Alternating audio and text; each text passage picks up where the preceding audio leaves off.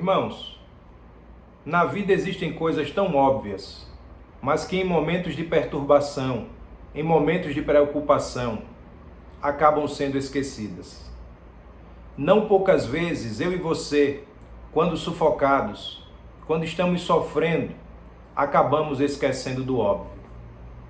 Nessa manhã eu não trago nenhuma novidade, mas eu quero pensar com os irmãos sobre algumas lições que aprendemos na vida de Eliseu e que nós precisamos colocar em prática na nossa vida.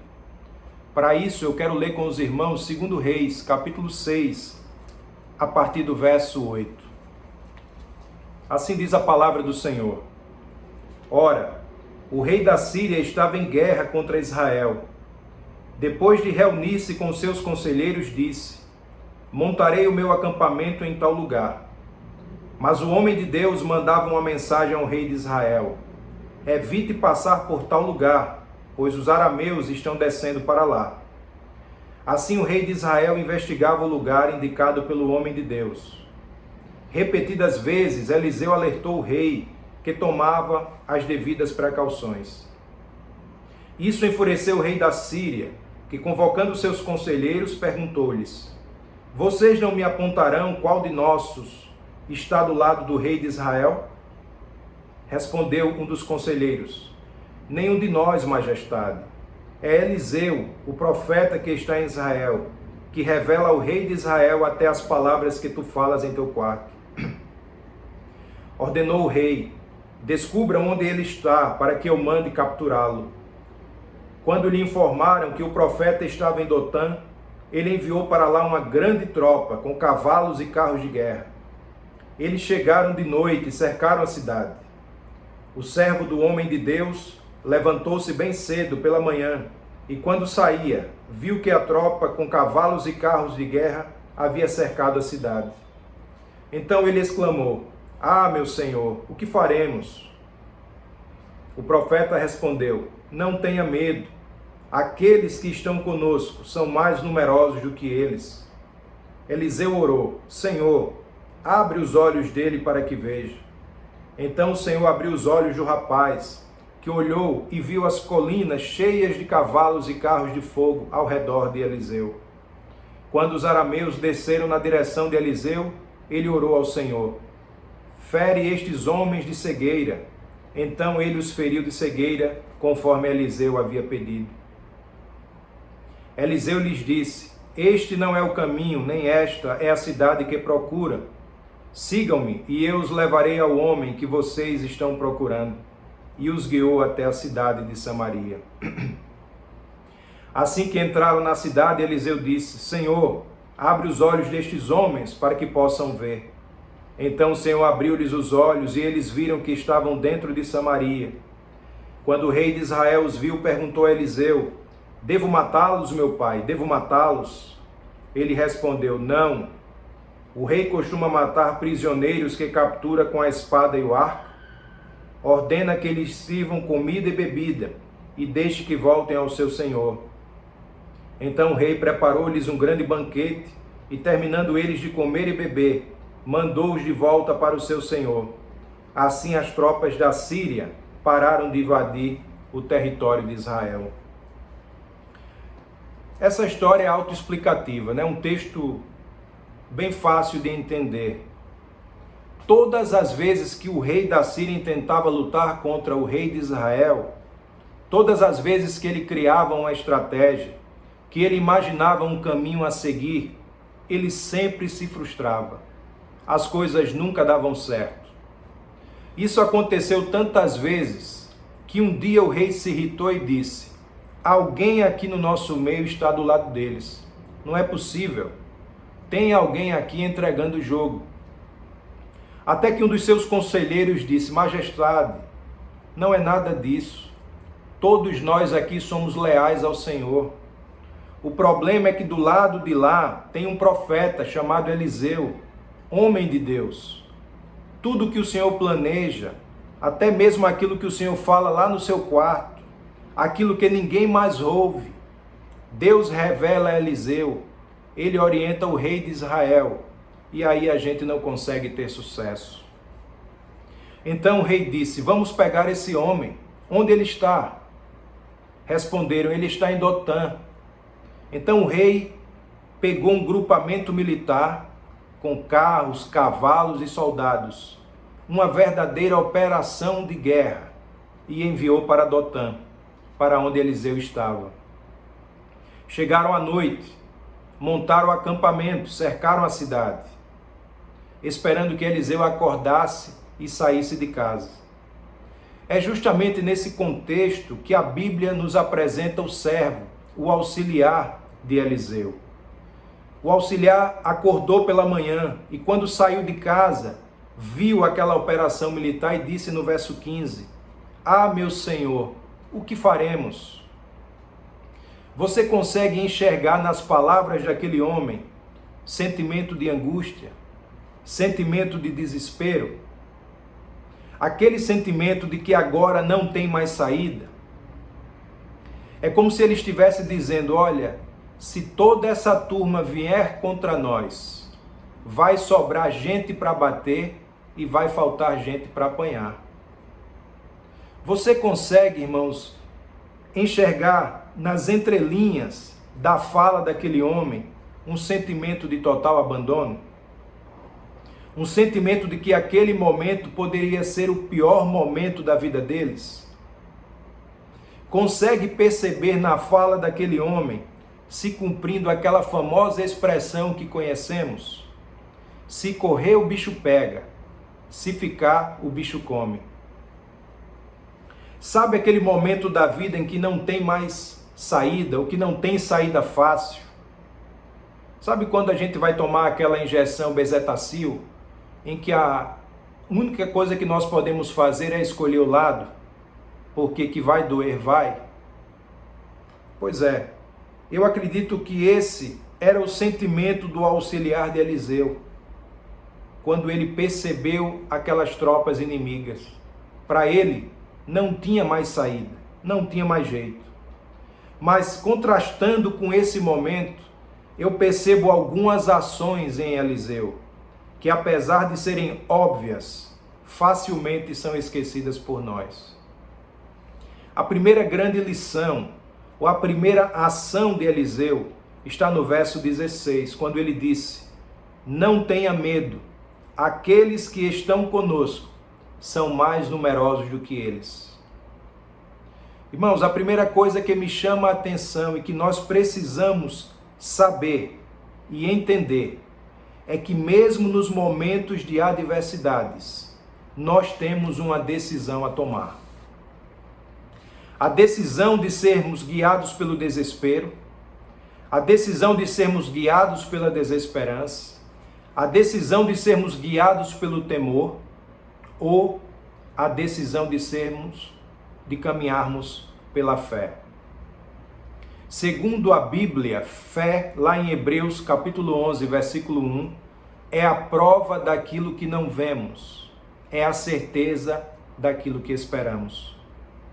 Fé não é fuga da realidade. Fé não é brincar de contente. Fé não é alienação. Fé é conseguir olhar para além da realidade e crer que aquilo que os nossos olhos contemplam, ou naquilo que nós vemos, não está a resposta final.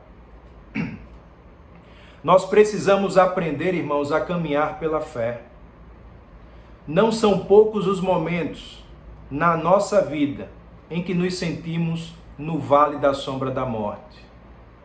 Aliás, alguns dos nossos irmãos estão justamente se sentindo assim nesses dias. Todos nós, em algum momento da vida, já enfrentamos momentos angustiantes. E nesses momentos nós temos duas escolhas: ou nos rendemos ao desespero, ou continuamos seguindo pela fé. Eu gosto sempre de lembrar daquela história de Abraão. Não é à toa que ele é chamado, que ele é conhecido como o pai da fé. Abraão tinha um sonho de ser pai. A promessa não aconteceu no tempo que ele esperava que acontecesse. Aliás, geralmente, aquilo que Deus nos promete nunca acontece no nosso tempo, mas sempre acontece no tempo de Deus. Abraão tem um filho, Isaque. Quando Isaque nasceu, irmãos, a Bíblia diz que Abraão tinha 99 anos de idade. Idade de ser avô, bisavô, quem sabe tataravô. Eu tenho um colega da época da escola que sempre quando eu viajo a Maceió, nos encontramos, né? Reunimos um pedaço da turma. E este meu colega já tem 45 anos, a minha idade, mas ainda não casou, não tem filhos. E a turma sempre gosta de brincar com ele, dizendo que quando ele tiver o seu primeiro filho, o seu filho não o chamará de pai, o chamará de avô. Irmãos, tem coisa mais interessante do que relacionamento entre avô e neto? Aquele pai que fora um pai rígido com o seu filho, quando se torna avô, geralmente amolece. Geralmente acontece dessa forma. O filho, quando era pequeno, não podia fazer nada em casa. Já o neto pode fazer quase tudo.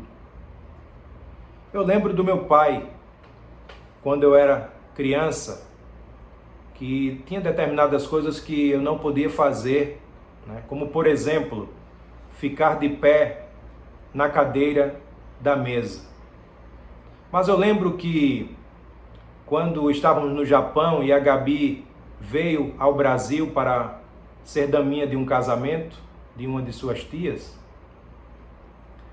eu me lembro que meu pai filmou durante aqueles dias que ela ficou lá em Maceió, e nas filmagens sempre eu via a Gabi em pé na cadeira da mesa. E eu lembrava, olha, eu nunca pude fazer isso. Irmãos, eu imagino que Abraão tinha uma relação com Isaque de quase veneração. E um dia Deus disse a ele, Abraão, pega teu filho, teu único filho, o filho que você ama, e suba ao monte e entregue o seu filho em oferta a mim. Nós sabemos hoje, irmãos, que Deus não se agrada de sacrifício humano. Nós sabemos, na verdade, que Deus não estava desejoso da vida de Isaque. O que eu creio é que Deus estava ensinando a Abraão que nada pode ocupar o lugar de Deus na nossa vida. Seja um sonho realizado, seja uma promessa cumprida, seja uma porta de emprego, nada pode ocupar o lugar de Deus na nossa vida. Interessante que naquele momento, quando Abraão estava com Isaque, lá no alto do monte, e Isaque disse, papai, está aqui o cutelo, está aqui a lenha, está aqui o fogo, está aqui o altar, mas está faltando o cordeiro. Onde está o cordeiro, papai? E Abraão respondeu, meu filho, o Senhor proverá. Aquele momento, irmãos, era um momento único na vida de Abraão e Isaque. Aquele momento era um momento onde ele poderia inspirar terror ou ele poderia inspirar fé.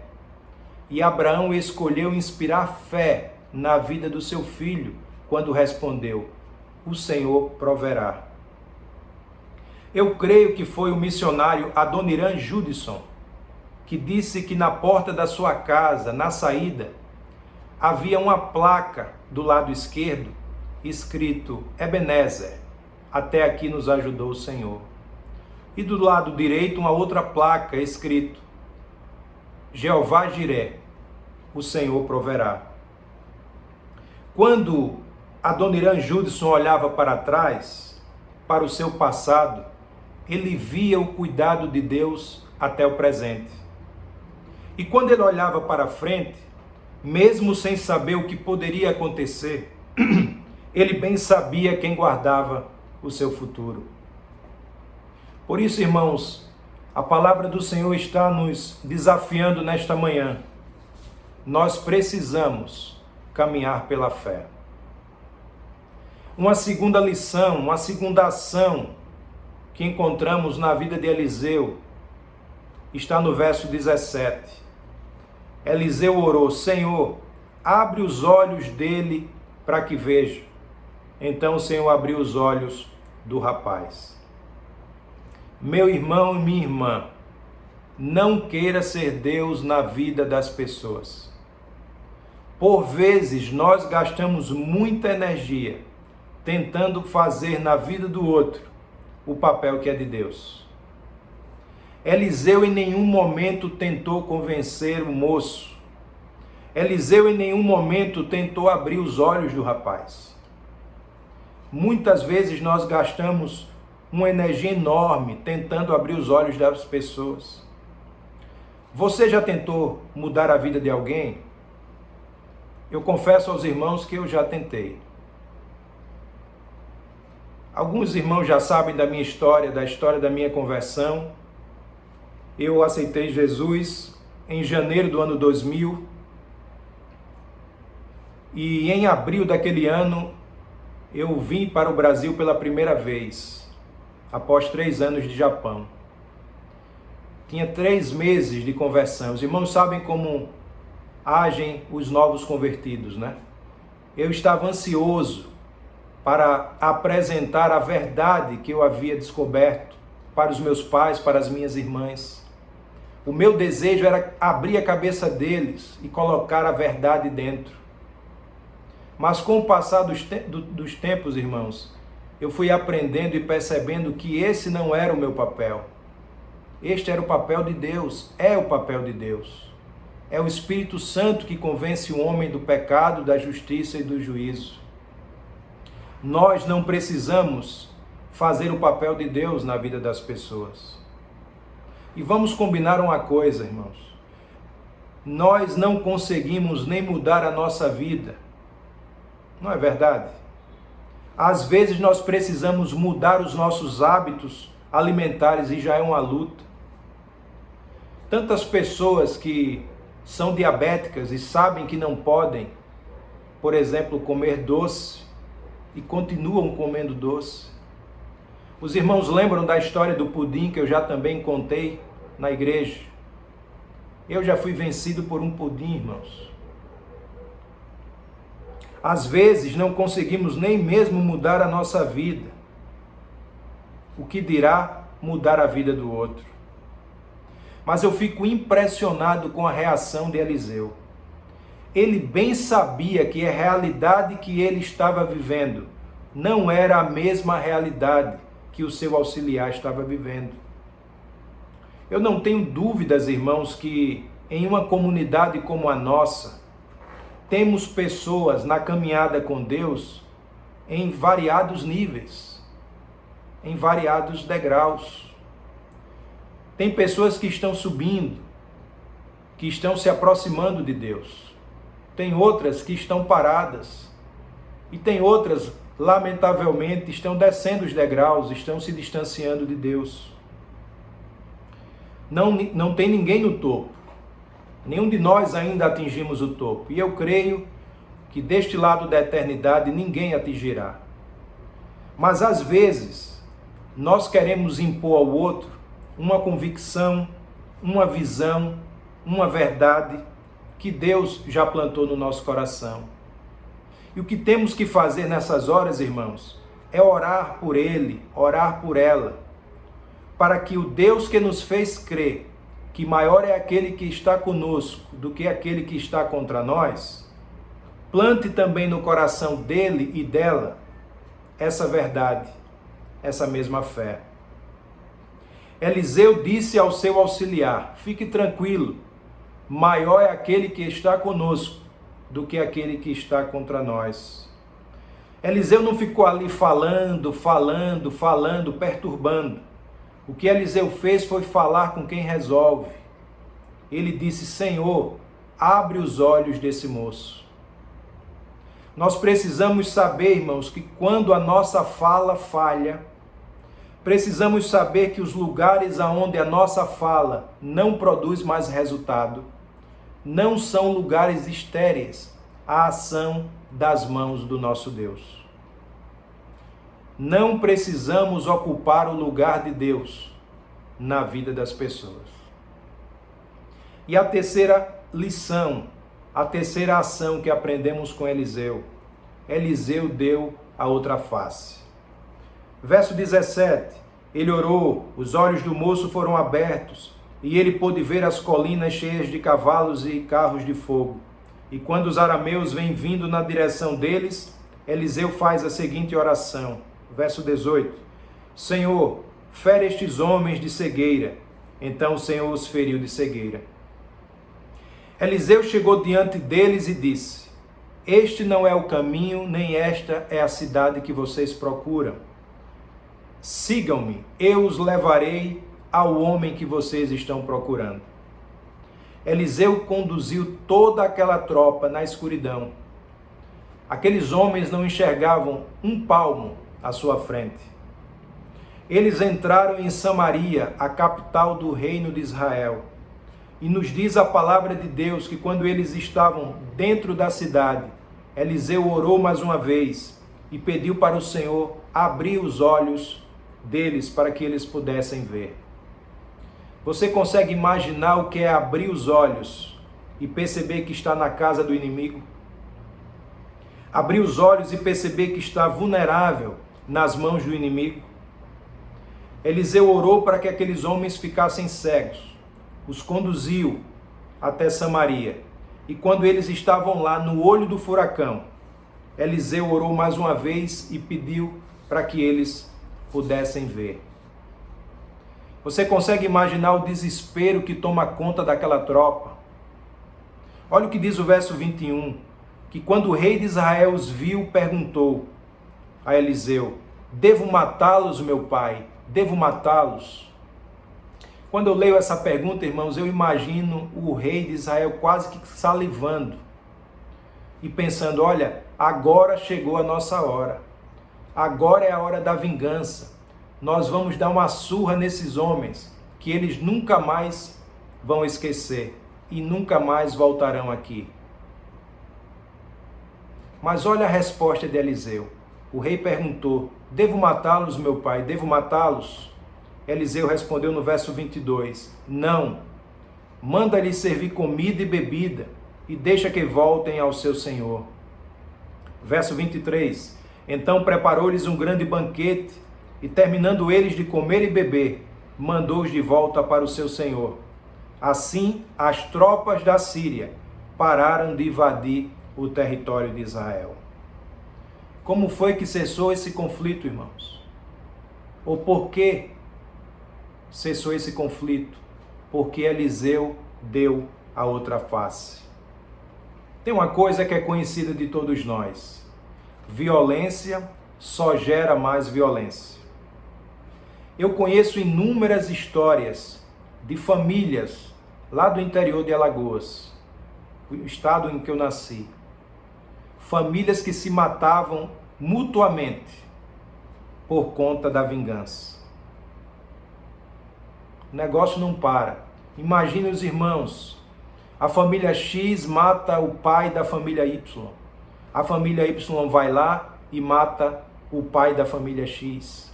A família X vai lá e mata o sobrinho da família Y. E a família Y vai lá e mata o sobrinho e o avô da família X. As coisas não param. Sabe aquelas discussões, aquelas briguinhas de irmãos quando são pequenos? Um dá um soquinho, o outro revida com outro soquinho, e vai soquinho para lá, soquinho para cá. O soquinho vai aumentando de intensidade, começa aquela gritaria, e aí chega o pai e a mãe e diz assim, parem com isso. Qual é a resposta clássica que ouvimos?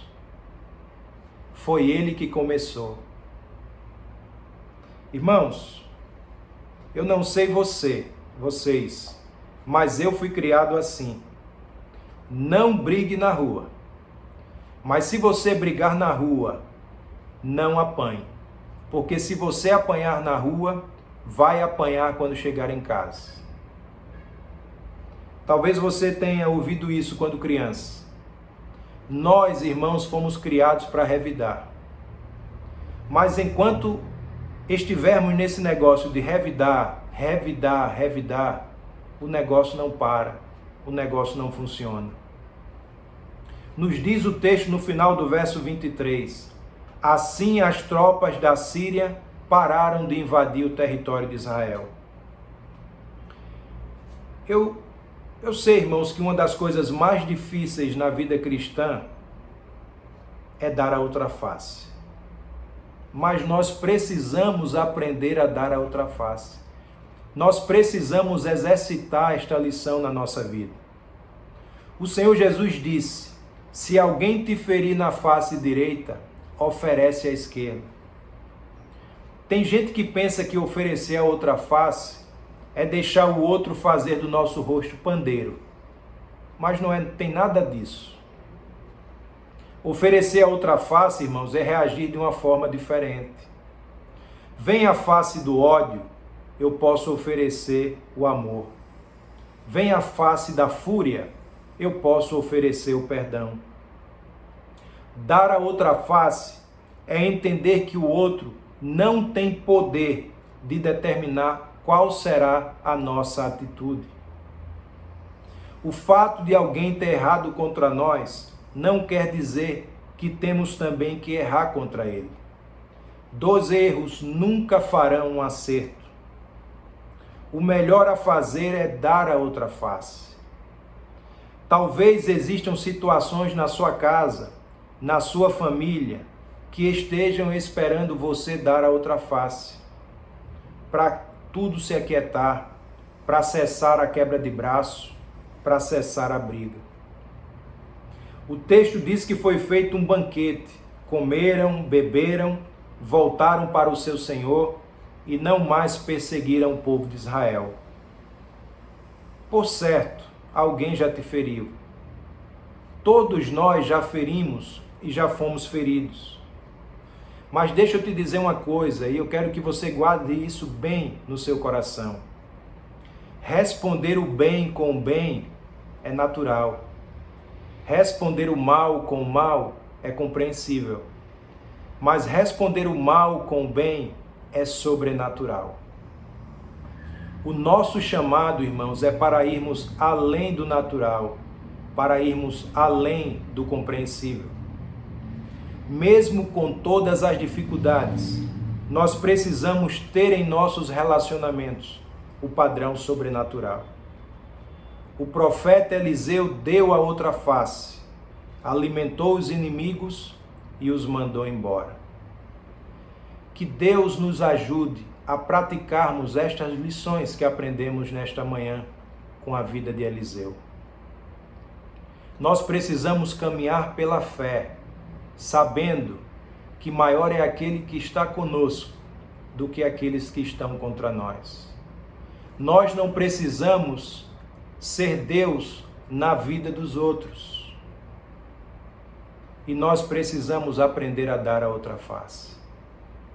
Que o Senhor nos abençoe durante esta semana com a sua paz e com a sua presença. Amém. Oremos. Pai querido, que o teu amor, a graça de Jesus Cristo, teu Filho, a comunhão e a consolação do teu Santo Espírito esteja sobre nós e também sobre o restante da tua igreja, espalhada na face da terra, hoje e sempre. Amém.